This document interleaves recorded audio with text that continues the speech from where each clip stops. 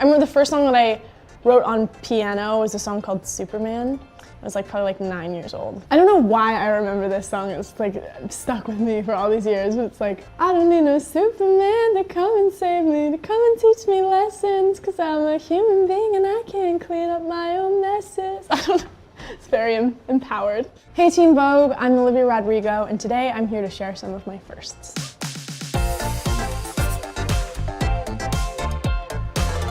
The first song I wrote for Sour was Happier. I wrote it in between takes of like a dance number that I was doing on this show, and it was like this super happy dance number, and I was like in the corner like, I hope you're happy. But yeah, I wrote that when I was like 16. Gosh, I was so young when I first started auditioning.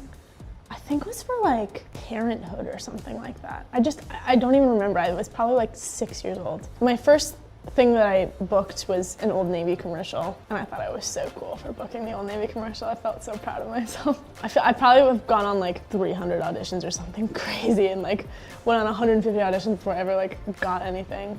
I don't know, it's a crazy industry. My first red carpet, I was probably like 12 or 13 years old, and it was for this like PS Arts or something like that. I was so nervous. I didn't know how to pose. I like didn't know what to wear. Like did my own hair and makeup, and I was like 12 years old and it looked terrible. I think sometimes it gets a little daunting to think that your job description is just like digging up stuff that makes you feel pain and like giving it to people to criticize. Sometimes I'm definitely scared of that, but I wouldn't have it any other way, and I think that's the beauty of songwriting. They did an SNL sketch about driver's license. Wait, what am I listening to? Driver's License by Oliヴia Rodrigo, man. It was on my 18th birthday, and they did this entire sketch about the song, and I just remember like sitting in my living room and being like, what is going on? That's so crazy, this can't be real. The first time, oh my gosh, my whole life is embarrassing.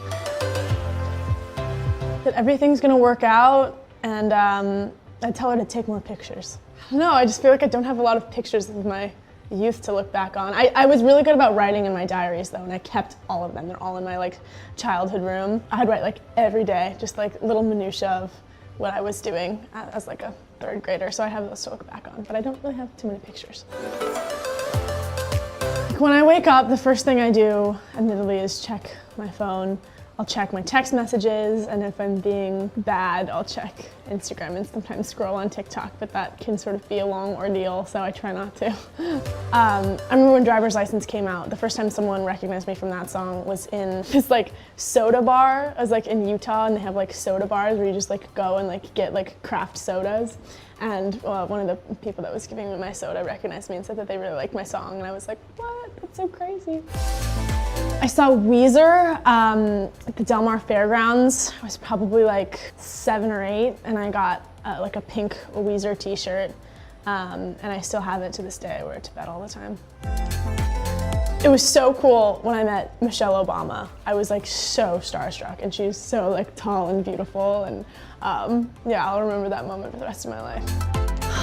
This is a tricky one because I don't think there was ever a moment where I was like, this is what I want to do. It's just always been something that has been inside of me, and I've kind of never wavered or faltered on that. One of the singing competitions I won, and I had like this big check, and it was probably like $150 or something, and I was like, I am a millionaire, this is incredible. And I don't know, I've just always loved like performing for people, and that was a cool moment for me in my like 9-year-old life, I suppose. My first time on stage, in the lobby of this like casino, and they were having like a fundraiser or something, so it was like this fancy dinner, and I was 5 years old in like a little black JCPenney dress, singing songs on my microphone as people like walked in, and they were like, oh, so cute. Actually, like a couple days ago, I performed my first set at the iHeartRadio Music Festival, and that was incredible, and it was just so cool to see people like singing along to these songs that I'd written in my living room. There's really no experience more surreal than that. I love taking baths. There's nothing quite like a hot Epsom salt bath, so I'd say Epsom salt. I don't know, this is like kind of like a non-answer, but I really like have been trying to reframe the way that I think about disappointment. They've all like led me to where I am today, and I've been really trying to like trust in the universe and realize that whatever happens is meant to happen and no experience is ever wasted. My first thought when I woke up today is, wow, the Teen Vogue shoot is at 11 and it's really far and I should leave now and I'm late.